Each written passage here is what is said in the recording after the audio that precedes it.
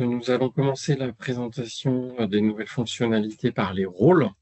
Les rôles, c'est une fonctionnalité développée à la demande de plusieurs clients avec pour objectif de préciser parmi les membres d'une tâche le rôle affecté à chacun. Cette fonctionnalité, pour pouvoir être utilisée dans les tâches de vos projets, a deux niveaux d'administration. D'abord, on va créer les rôles au niveau de l'administration de l'abonnement et ensuite, le choix des rôles à utiliser dans un projet se fait au niveau du paramétrage du projet en question. Donc tout d'abord, on va se rendre dans les paramètres de l'abonnement, donc en cliquant sur Profil, Paramètres abonnement. Et ici, vous voyez qu'on a une nouvelle section Rôles. Voilà, je l'ouvre et je constate que j'ai des rôles déjà existants qui ont déjà été créés. Et vous voyez ici que on a une case à cocher pour dire qu'un rôle est unique sur les tâches. Alors qu'est-ce que ça veut dire un rôle unique? C'est un rôle qui ne peut être affecté qu'à un seul membre au sein d'une même tâche. D'accord? Donc, on va voir ensuite comment on le paramètre. Donc, pour créer un rôle, comment on fait? C'est hyper simple. On clique sur le bouton Nouveau rôle. Voilà, là, je vais créer un rôle, par exemple, de informer. Je peux choisir donc son nom, bien sûr, sa couleur. Ici, c'est très simple également. On sélectionne la couleur qu'on veut dans la palette. Et soit j'utilise l'icône par défaut, donc avec la couleur et l'initiale du nom du rôle, soit je peux également personnaliser ici en allant chercher une image. Donc voilà, je vais prendre cette image, je valide et l'icône de mon rôle est personnalisée. Vous voyez également ici que vous avez la case à cocher unique sur les tâches. Alors, on ne peut la cocher que ici au moment de la création du rôle, d'accord?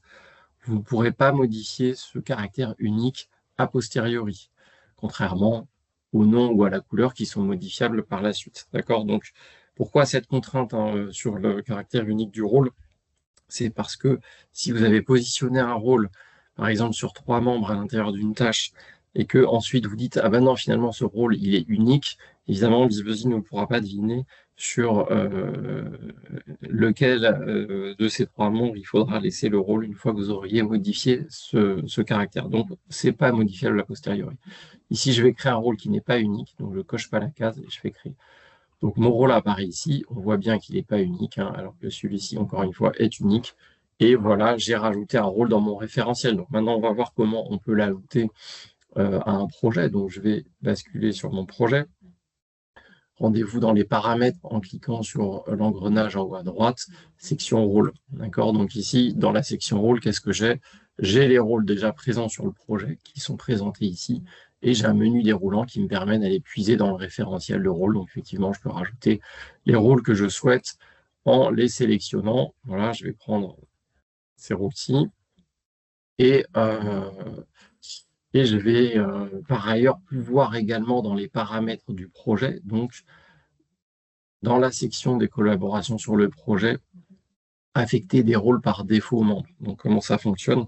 Vous avez ici une nouvelle icône qui a été rajoutée, donc qui est l'icône des rôles. Quand on clique dessus, on nous propose ici de positionner un rôle projet sur le membre et ce sera un rôle qui sera affecté par défaut au membre lorsqu'on affectera la tâche. C'est un ou plusieurs rôles. Vous voyez que on peut tout à fait en mettre plusieurs. Ici, je vais mettre un rôle projet à Alex.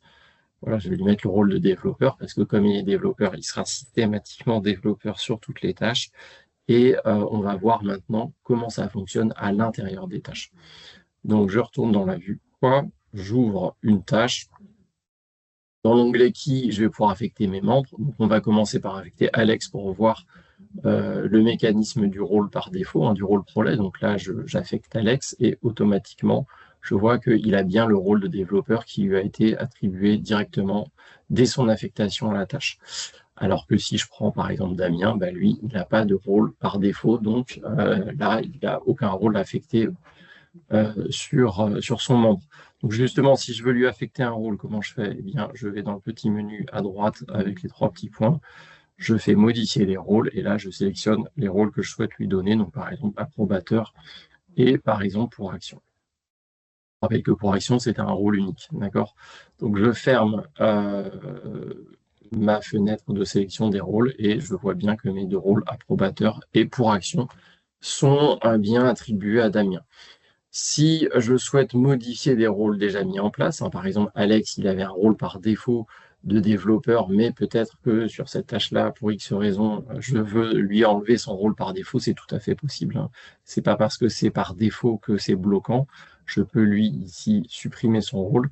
Et pour que vous voyez bien le mécanisme du rôle unique qu'on a évoqué tout à l'heure, je vais affecter le rôle unique de pour action à Alex alors qu'il était sur Damien tout de suite. Donc, je ferme maintenant la sélection et je vois que le rôle pour action qui était positionné sur Damien a été basculé automatiquement sur Alex, puisqu'il ne peut pas être sur les deux membres en même temps, c'est pas possible, c'est le principe du rôle unique.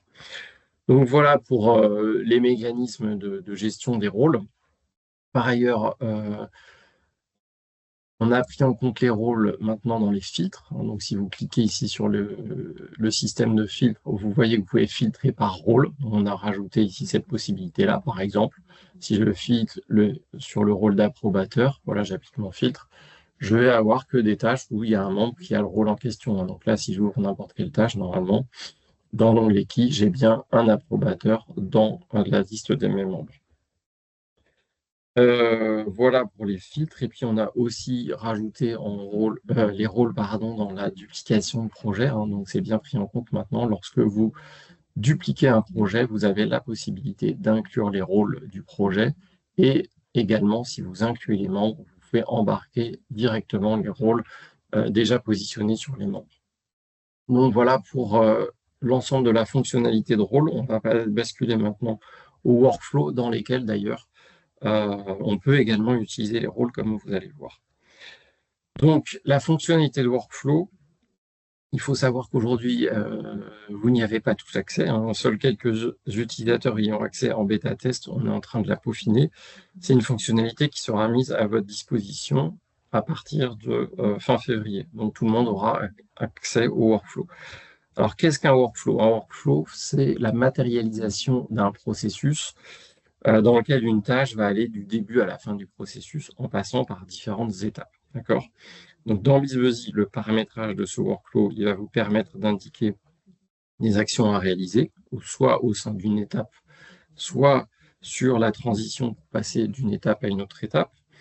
Vous verrez également que ces actions elles peuvent être obligatoires ou non. Donc, autrement dit, elles vont être bloquantes ou non pour faire avancer la tâche dans le workflow.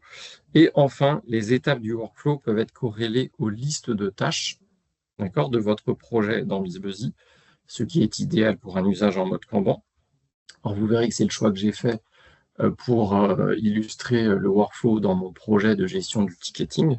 Hein, chaque étape ici sera liée à une liste de tâches du projet, mais ce n'est pas obligatoire. D'accord? Vous pouvez très bien avoir différentes étapes d'un workflow à l'intérieur d'une liste de tâches. Ça pose aucun problème. Donc là, je vais vous présenter cette fonctionnalité en deux temps. D'abord, je vais vous montrer un projet avec un workflow actif pour que vous puissiez voir la résultante du paramétrage du workflow et comment ça fonctionne dans le projet. Et ensuite, on ira mettre les mains dans le cambouis pour voir le paramétrage détaillé du workflow et les différentes possibilités qu'il offre. Donc là, on est dans mon projet qui s'appelle Gestion du ticketing, hein. C'est un projet qui a été structuré en étapes, en liste de tâches, hein, qui correspondent effectivement à des étapes de mon workflow pour que on puisse faire avancer un ticket de sa création. Donc, c'est une demande de support informatique jusqu'à sa résolution en passant par des étapes de développement, de test, de correction le cas échéant.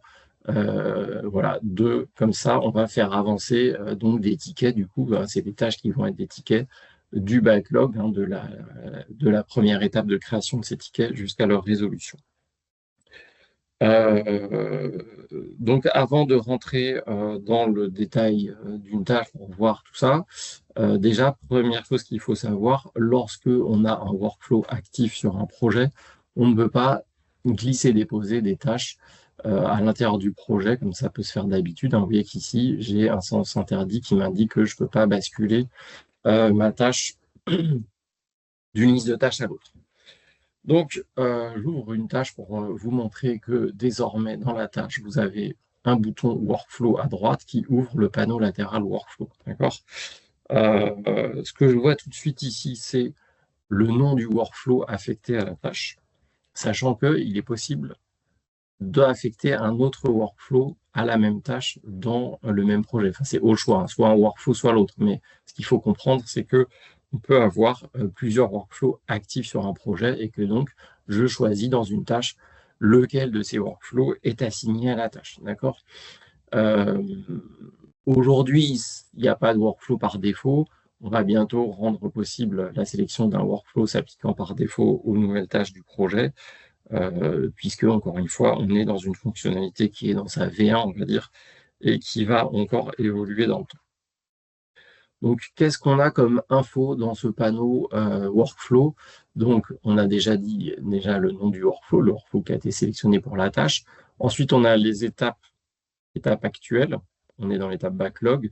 Étape suivante, on va passer le ticket à développer. Et en dessous, on a un message qui nous décrit les actions à faire pour pouvoir passer à l'étape suivante, d'accord? Et on a le détail de ces actions également en dessous. Donc, les actions à réaliser qui ont une petite étoile rouge dans leur nom à droite, là, sont des actions obligatoires, hein, alors que celle-ci, par exemple, n'en a pas. Les actions obligatoires sont bloquantes pour passer à l'étape suivante. Et c'est pour ça, d'ailleurs, tant qu'elles ne sont pas réalisées, on a le cadre du message qui est en rouge. Et ici, par exemple, le picto qui est en rouge également. Ces éléments passeront en vert lorsque les actions obligatoires seront réalisées. Et le bouton valider également n'est pas cliquable hein, tant que les actions obligatoires ne sont pas réalisées. Il deviendra cliquable quand on les aura faites. Donc, je vais tout de suite réaliser les actions pour passer à l'étape suivante, les actions obligatoires, puisque l'action ici non obligatoire, optionnelle, elle n'a pas d'astérix rouge. Donc, je vais mettre du temps initial pour évaluer le temps à passer sur le développement en question. Voilà, je vais affecter, comme demandé dans le workflow ici, un développeur à la tâche. Donc, il faut d'abord évidemment que j'aille chercher un membre et que je lui affecte le rôle de développeur sur la tâche. Donc voilà, j'ai affecté l'ensemble enfin j'ai réalisé l'ensemble des actions obligatoires. J'ai donc le bouton valider qui est maintenant cliquable et ça, on me précise d'ailleurs, hein, la tâche sera déplacée vers la liste de tâches à développer puisque mon étape à développer est liée à ma liste de tâches à développer. Donc je valide ce passage à l'étape suivante. Donc voilà, je quitte ma tâche pour vous montrer que ma tâche ici a bien basculé automatiquement de l'étape backlog à l'étape à développer dans mon Kanban. Donc, ce que je voudrais vous montrer maintenant, c'est un ticket qui est dans l'étape à tester. Voilà, donc je vais l'ouvrir ici.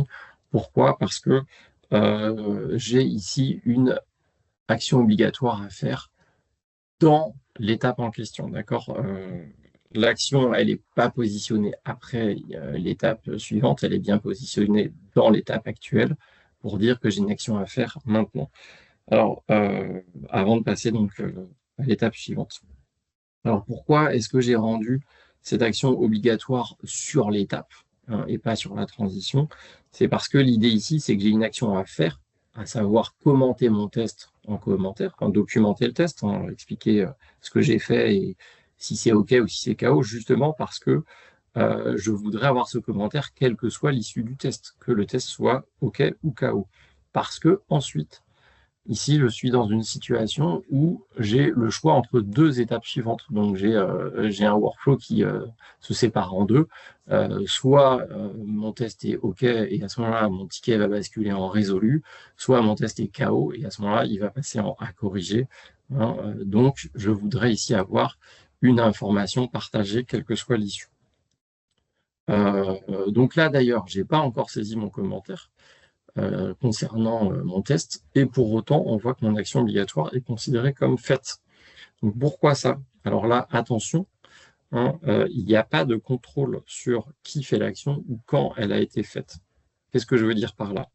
Si par exemple, on me demande de saisir un commentaire, or, il y a déjà des commentaires qui ont été saisis préalablement. Donc, BuzzBuzzy, du coup, considère que c'est OK parce qu'il ne vérifie pas que les commentaires en question sont les bons commentaires. Quand je dis bons commentaires, ça veut dire quoi? Ça veut dire les commentaires qui sont souhaités ici dans le cadre de mon workflow. Euh, donc voilà,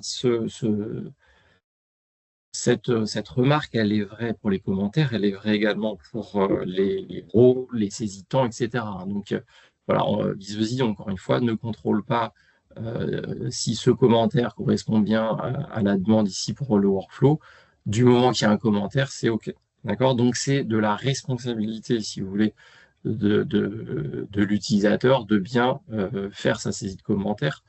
Et d'où l'importance de ces messages qui sont personnalisables. On va le voir après, hein. Vous pourrez donc indiquer euh, qu'est-ce qu'il faut faire et pourquoi il faut le faire afin que l'utilisateur soit bien au clair sur le sujet et qu'il pense bien à le faire. D'accord? Donc ensuite, c'est l'utilisateur en connaissance de cause de prendre la responsabilité de faire passer le ticket à l'étape suivante. D'accord? Si jamais, d'ailleurs, ça devait poser problème un jour, hein, vous auriez toujours l'historique de la tâche pour voir ce qui a été fait, est-ce qu'un commentaire a bien été laissé ou non, etc. Donc là, je vais commenter mon test. Je vais mettre que le test est KO. Voilà, car blabla. Donc je fais ce que me demande le message. Hein, j'explique l'issue du test. Et ici, comme je vous l'ai montré tout à l'heure, j'ai deux issues possibles, soit c'est test OK, soit c'est test KO. Donc évidemment, ici, on est dans le cadre d'un test KO. Voilà, je vais pouvoir passer à l'étape suivante et je valide. Voilà. Donc là, mon ticket est bien passé en à corriger puisqu'il était KO, d'accord. Alors là, chose intéressante, hein, vous pouvez, grâce à ce workflow, faire des allers-retours entre deux phases. Là, il était en à tester, le ticket il est passé en à corriger, et après, quand j'aurai fait mes corrections, je vais pouvoir le rebasculer en à tester, d'accord. Donc ici, on peut gérer des allers-retours entre deux phases. C'est ce qu'on appelle la bidirectionnalité, on verra après dans le paramétrage. Ce qui permet de faire ces allers-retours jusqu'à ce que le ticket soit OK et bascule directement en résolu. Donc on va voir justement le paramétrage du workflow maintenant dans le détail. Donc pour paramétrer un workflow sur un projet, on se rend dans les paramètres du projet, dans la section workflow. Je vais juste réduire ça, hop, pour qu'on ne voit plus que nos deux workflows ici qui sont positionnés sur le projet. Alors justement à propos de ça, seuls les administrateurs du projet peuvent ajouter un nouveau workflow ou modifier un workflow existant. Les membres qui sont en lecture seule ou en modification sur le projet, eux, ils voient quand même la liste des workflows qui sont créés, d'accord? Mais ils n'ont pas le détail du paramétrage du workflow et ils peuvent encore moins, bien sûr, le modifier. Donc, moi, je suis administrateur, donc on va aller voir ensemble le détail de ce workflow. Donc voilà, j'ai ouvert le contenu, hein, j'ai ouvert le capot, on va dire, pour qu'on voit bien le workflow en lui-même. Donc là, déjà, premier point, on va regarder l'ergonomie ensemble. Donc vous voyez que c'est quelque chose de très graphique, très visuel. D'abord, on a l'étape de début et l'étape de fin du workflow qui sont en bleu. On a nos étapes intermédiaires en blanc à développer, à tester, à corriger. Voilà, avec la bidirectionnalité entre la correction et le test qui est très claire puisqu'on a une flèche qui va dans les deux sens. Et entre nos étapes, on a nos transitions en jaune. D'accord? Donc là, c'est vraiment très simple à comprendre. Vous verrez aussi que c'est très facile de modifier le workflow, puisque par exemple, si je veux rajouter une étape, j'ai qu'à cliquer sur Ajouter une étape. Je peux glisser, déposer mes éléments. Voilà, vous voyez, je peux réordonner les choses et puis très facilement toujours travailler sur mon workflow pour le modifier comme je le souhaite.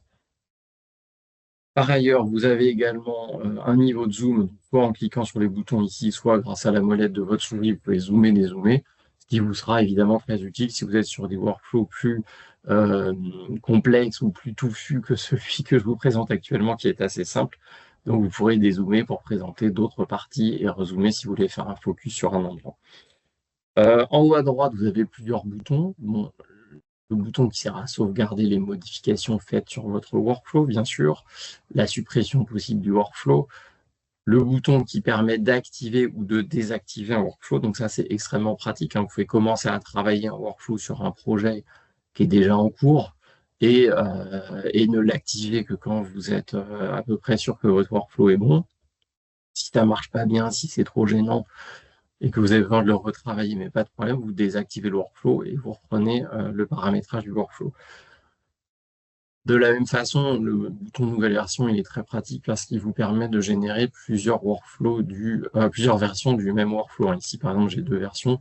Donc ça, c'est pratique. Typiquement, dans le cas où vous avez mis un workflow en place, mais vous pensez qu'il y a peut-être des améliorations ou des modifications à apporter et que vous souhaitez du coup travailler sur une V2 alors que la V1 est toujours active, hein, et vous verrez sur la V2 du workflow que une fois qu'elle elle vous paraîtra satisfaisante, vous pourrez l'activer pour la tester et le cas échéant la désactiver si vous voulez revenir à votre V1. Bon, on va voir maintenant le détail du paramétrage des transitions du workflow. Donc là, je vais commencer par la première transition qu'on a vue ensemble, hein. Alors, qu'est-ce qu'on trouve dans le paramétrage d'une transition? D'abord, vous retrouvez le libellé que vous pouvez donc paramétrer, enfin nommer comme vous souhaitez, hein, la transition. Donc là, je l'ai nommé volontairement de la même façon que l'étape de destination, hein, ce qui fait que quand on ouvre le workflow dans la tâche Visbuzzy, on voit le nom de l'étape à venir qui est présenté. Ensuite, les fameux messages, hein, donc, sur lesquels j'ai déjà insisté, mais je réinsiste, hein, vous pouvez donc personnaliser ces messages pour bien décrire les choses à faire, hein, ce qui va être très utile pour les utilisateurs du workflow, pour qu'ils aient bien conscience des tâches à effectuer, que celles-ci soient obligatoires ou optionnelles.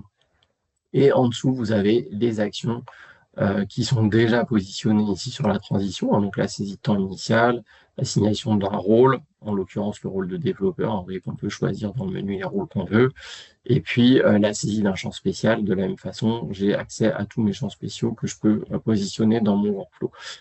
On voit également quelles actions sont obligatoires ou non, hein, donc évidemment, sélection obligatoire, on a coché la case obligatoire alors que celle-ci est optionnelle. Vous avez tout un choix d'actions possibles, hein, dans les transitions. Vous voyez ici avec le menu déroulant, donc vous pouvez demander la saisie de commentaires également, la saisie de différents types de temps réalisé, temps initial, etc. Vous pouvez demander également aux utilisateurs d'ajouter une pièce jointe, de saisir un champ spécial, d'envoyer une notification, donc un buzz aux collègues. Et vous avez également une action qui consiste à vérifier si tel ou tel rôle est bien positionné sur des membres dans la tâche. D'accord? Donc là, c'est un contrôle des rôles, on va dire. Et tout en bas, on a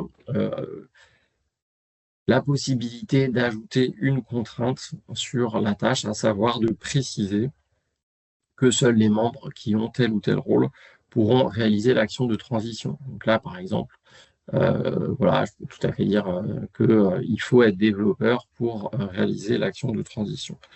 Donc cette contrainte, elle sert à quoi? Elle sert à dire qui a le droit donc, de faire avancer la tâche et l'étape suivante. D'accord? Donc est-ce que c'est tout le monde? À ce moment-là, on met aucun rôle ici, d'accord? Ou est-ce qu'il faut avoir un rôle en particulier pour faire avancer la tâche? Et dans tous les cas, bien sûr, ce sera sous réserve que les actions obligatoires soient bien traitées.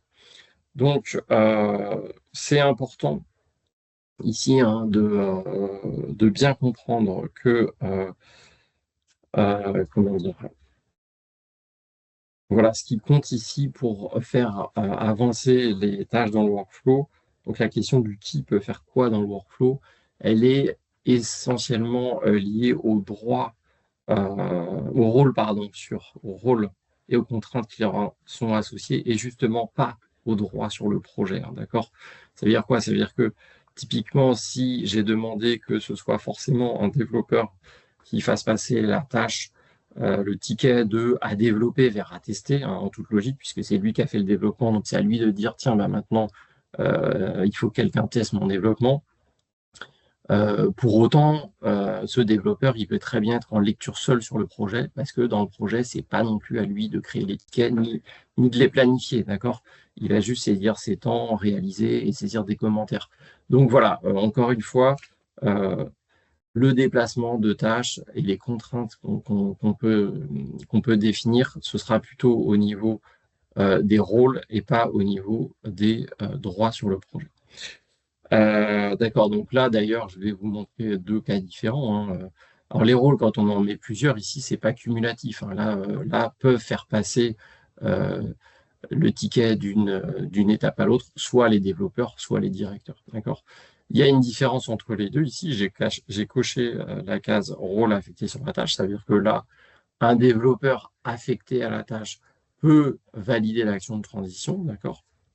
Alors que là, un directeur n'est pas forcément affecté à la tâche, mais il lui suffit d'avoir le rôle de directeur au niveau du projet, hein. C'est ce qu'on a vu tout à l'heure quand on a regardé les rôles au niveau de la section collaboration sur le projet. Donc, vous savez, les rôles affectés par défaut, ce qu'on appelle les rôles projets, ils servent également dans le workflow pour permettre justement de donner un rôle à quelqu'un qui sera transverse sur l'ensemble des tâches. D'accord? Donc, pas nécessairement affecté à la tâche sur un membre.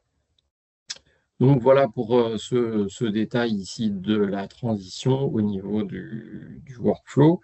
On va voir maintenant également le paramétrage d'une étape. D'accord? Donc on va aller tout de suite voir l'étape à corriger. Donc dans l'étape, qu'est-ce que je peux avoir? Je peux avoir également un libellé, bien sûr, personnalisable.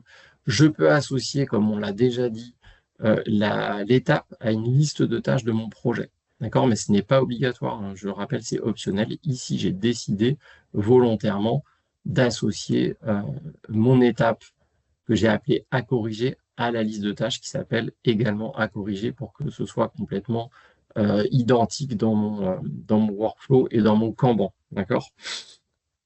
Comme ça me paraissait plus clair.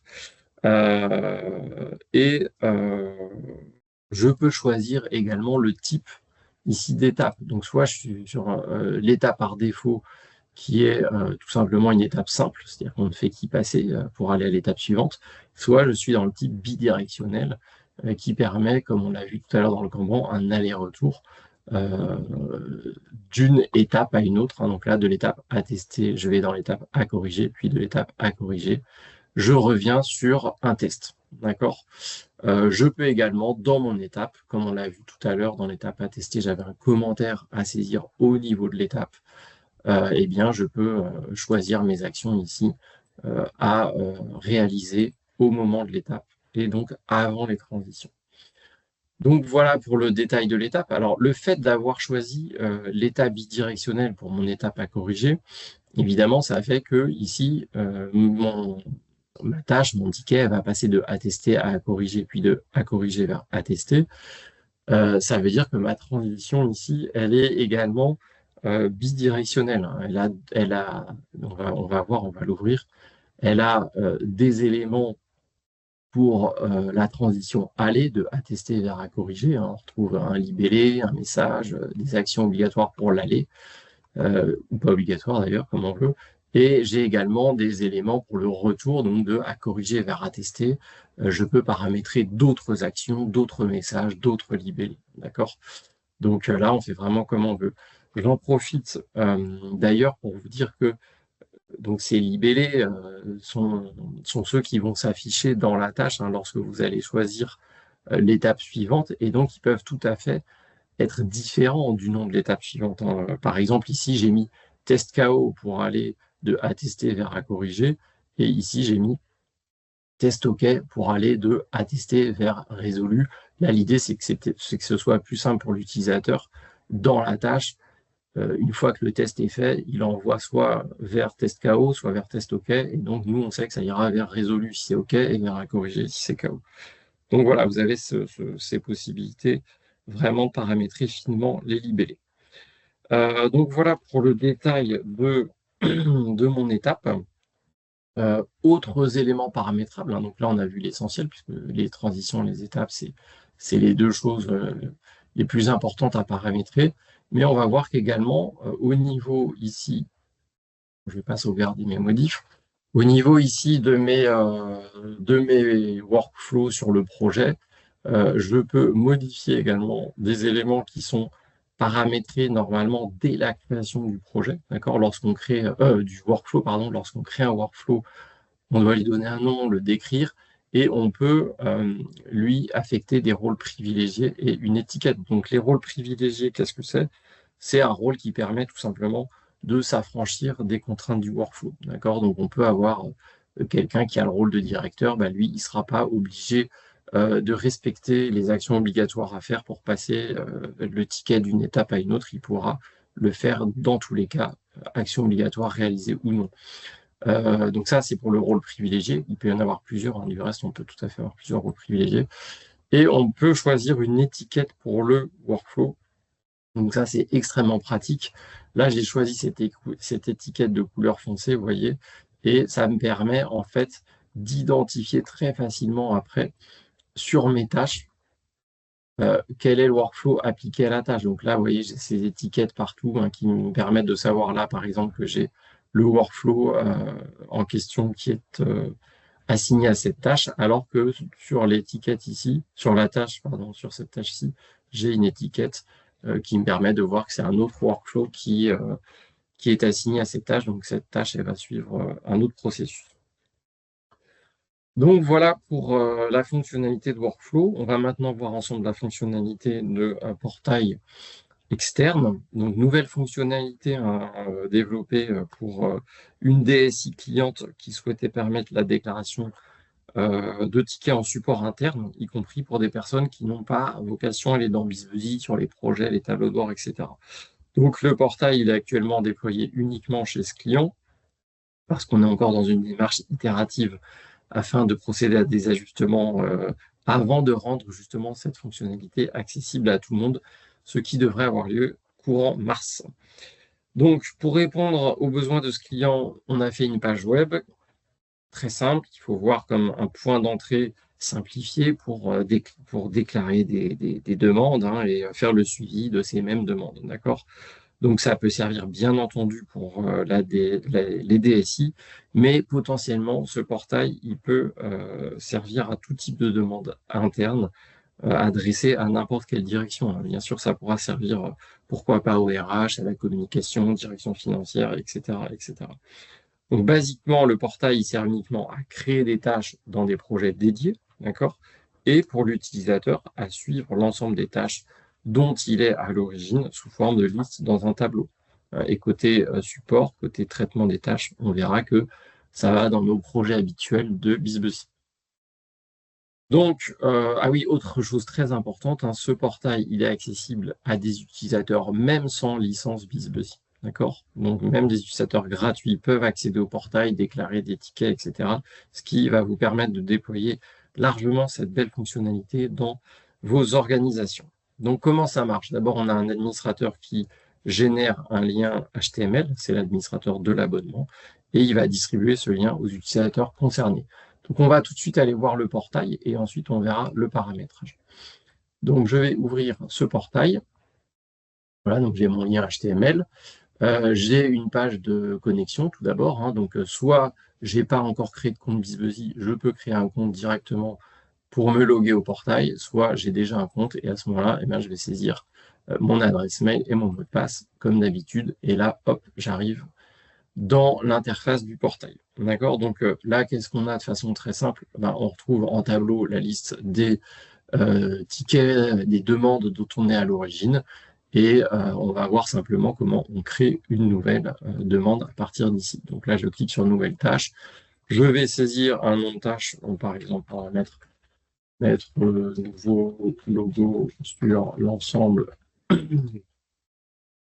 du site internet. Voilà. En description, on va mettre voir le nouveau logo partagé.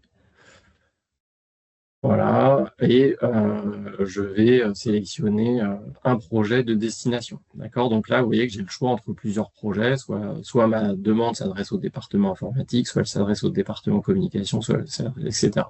Donc je sélectionne département communication. Je peux dire, alors, je peux ajouter une pièce jointe si je le souhaite, je peux également dire si ma tâche est prioritaire ou non, et donc ici, on va dire qu'elle est prioritaire, donc je vais basculer ma demande en prioritaire et la créer. Ici, si je veux retrouver facilement ma nouvelle demande, eh ben, je vais pouvoir procéder à un tri en cliquant sur mes en-têtes de colonne. Donc ça, c'est très pratique. Vous voyez que je vais cliquer sur date de création et hop, automatiquement, j'ai ma nouvelle demande. Voilà, mettre nouvelle demande. Je vais agrandir la colonne ici pour bien lire le titre. Donc, les demandes les plus récentes sont positionnées tout en haut du tableau. On va voir maintenant côté projet, justement, BizBuzzy, qu'est-ce qu'il en est. Donc, je reviens sur mon interface BizBuzzy, je vais dans le projet concerné et je vois que dans ma liste de tâches nouvelle demande ici, hop, le ticket du demandeur a été créé, mettre le nouveau logo. Donc je vais ouvrir pour qu'on regarde un peu à l'intérieur ce qu'on a généré de façon automatique. Donc d'abord, le commentaire du demandeur, donc il est en description de ma tâche dans BizBuzzy.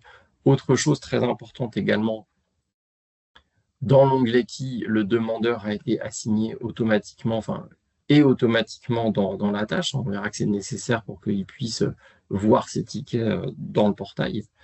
Et on peut voir également choses intéressantes. Par exemple, si j'ai un workflow que je vais mettre en place sur ma tâche, et on voit que je peux tout à fait envoyer des messages aux personnes qui sont connectées uniquement dans le portail. Donc c'est très facile d'interagir entre un service support et des demandeurs. D'accord? Donc ici, par exemple, je vais envoyer un buzz, je vais dire, tiens, je vais dire à Marie, peux-tu me dire quelles sont les pages du site internet concernées, par exemple? Quelles sont les pages du site web concerné? Voilà. Donc, je demande qu'elle me précise sa demande, justement, afin de qualifier le ticket. Et je valide. D'accord? Donc là, on va aller voir maintenant, on va retourner dans le portail pour voir qu'effectivement, dans le portail, le demandeur, je lui ai envoyé un buzz, il a bien accès à ses notifications. Il a un centre de notification exactement comme celui qui est dans l'application web, où il va retrouver ses buzz reçus et ses buzz envoyés. Donc là, on voit bien le buzz que je viens lui envoyer avec donc ici le message personnalisé qui s'affiche. Vous voyez ici, on va aller retrouver les messages personnalisés qui sont affichés directement dans le buzz. Et puis, si je clique sur mon logo BizBuzzy, je retourne du côté de mes tâches parce que on m'a demandé de préciser ma demande. Donc moi, si je suis Marie Stegman, je vais pouvoir modifier mon ticket pour préciser ma demande. D'accord? Donc je clique sur le bouton modifier. Ici, je vais pouvoir préciser un commentaire. Voilà, le logo est sur la home, par exemple, et la page 3, je dis n'importe quoi. Mais voilà, je vais pouvoir donc échanger comme ça des commentaires entre le demandeur et le service qui traite la demande. Et en bas, en plus, vous voyez que cerise sur le gâteau, j'ai un ticket qui est dans un projet BizBuzzy qui a un workflow et donc je visualise en fait les étapes du workflow et je vois que la saisie du commentaire va me permettre de faire passer mon ticket de l'étape actuelle à l'étape suivante, alors même que je suis demandeur et que je suis en lecture seule limitée sur le projet. D'accord? Donc c'est vraiment très pratique ici. Si le paramétrage le permet, je peux faire avancer le ticket dans le workflow. Et on ira voir d'ailleurs après. Je vais juste vous présenter encore deux éléments ici. Simplement, je voulais préciser qu'on pouvait donc cliquer, ça on l'a déjà dit, sur les en-têtes de colonne, et vous pouvez également filtrer, si vous le souhaitez, sur les éléments que vous souhaitez, exactement comme dans les projets dans BizBuzzy, et ça vous permettra d'afficher que certains types de demandes en cours. Donc voilà, on va retourner dans le projet. Bon là simplement, on va voir que notre logo, notre ticket, il a bien évolué dans notre Kanban en suivant le workflow. Et on va voir maintenant le paramétrage du portail. Donc, dans mon profil, paramètres abonnement, d'accord? Donc, c'est à l'administrateur de l'abonnement de générer le portail et de le paramétrer. Vous avez ici la section portail, d'accord? Donc, on retrouve les projets de destination qui permettent de créer des demandes et de dire dans quel projet ces demandes doivent aller. Vous voyez d'ailleurs que le nom du projet de BizBuzzy, il n'est pas forcément identique au nom qu'on va présenter aux demandeurs dans le portail. Donc là, on peut personnaliser le libellé en fait côté portail. Vous pouvez également sélectionner des champs spéciaux qui vont être présentés en colonne dans le portail. Vous pouvez également sélectionner des rôles. On n'est pas obligé de présenter tous les champs spéciaux, tous les rôles. On peut ne mettre en valeur que ceux qui sont pertinents côté demandeur. On peut également sélectionner les numéros de tâches. Est-ce qu'on veut avoir le numéro de référence unique sur l'ensemble de la base BizBuddy ou uniquement le numéro unique projet? Et enfin, évidemment, très important, on a des droits par défaut, hein, puisqu'évidemment, quand quelqu'un crée son user côté portail, et il va automatiquement être assigné au projet du portail et pour qu'il puisse créer des demandes et les suivre, d'accord? Et donc, il aura également un droit associé par défaut. En général, on va choisir des droits en limité. Pourquoi on aura cette préférence? Parce que ça permet de limiter la vue du demandeur uniquement à ses propres tickets et ça lui évite de voir les tickets de tout le monde à l'intérieur du projet en question. Donc voilà, on va plutôt choisir les droits en limité. On peut également ici assigner des notifications automatiques aux demandeurs, hein, si on veut qu'ils reçoivent des notifications liées à l'avancement du ticket ou à l'affectation de membres, etc. Et enfin, donc vous savez hein, comment on peut sélectionner ici les notifications automatiques.